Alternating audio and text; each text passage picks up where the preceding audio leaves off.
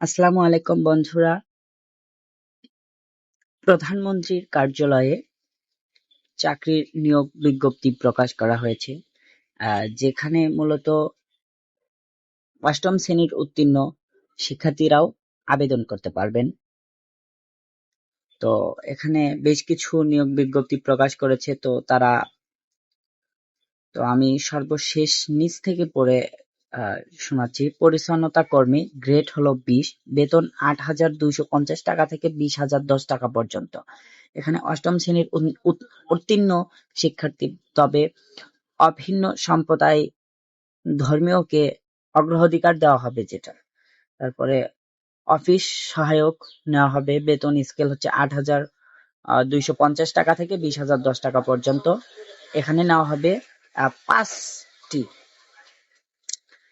কোন স্বীকৃত বোর্ড হতে মাধ্যমিক স্কুল সার্টিফিকেট বা সমমানের পরীক্ষায় উত্তীর্ণ, তবে পরীক্ষার্থীদের শারীরিক যোগ্যতা সম্পন্ন হতে হবে। 5 নাম্বার হচ্ছে মেস ওয়েটার, যেটা 2টি নেওয়া হবে। কোন স্বীকৃত বোর্ড হতে মাধ্যমিক স্কুল সার্টিফিকেট বা সমমানের পরীক্ষায় উত্তীর্ণ এবং ফুড অ্যান্ড বেভারেজ সার্ভিস সনদ প্রাপ্ত, তবে অভিজ্ঞ থাকতে হবে, তাহলে তাদেরকে নিবে। বাবুর্চি পদে নেওয়া হবে একটি। বেতন থাকবে হচ্ছে ৯,০০০ থেকে ২১,৮০০ টাকা। কোন স্বীকৃত বোর্ড হতে মাধ্যমিক স্কুল সার্টিফিকেট থাকতে হবে, মানে যেটাকে এসএসসি বলা হয়। ড্রফটার সম্মান, যেটা 2টি নেওয়া হবে। কোন স্বীকৃত বোর্ড হতে উচ্চ মাধ্যমিক সার্টিফিকেট বা সমমান পরীক্ষায় উত্তীর্ণ এবং সরকার কর্তৃক কোন অনুমোদিত প্রতিষ্ঠান হতে ড্রফটার সম্পন্ন সার্টিফিকেট প্রদান করতে হবে। সেটা অপারেটরের এখানে গ্রেড 11 থেকে প্রায় 26,৫৯০ টাকা পর্যন্ত এখানে একটি। মূলত এখানে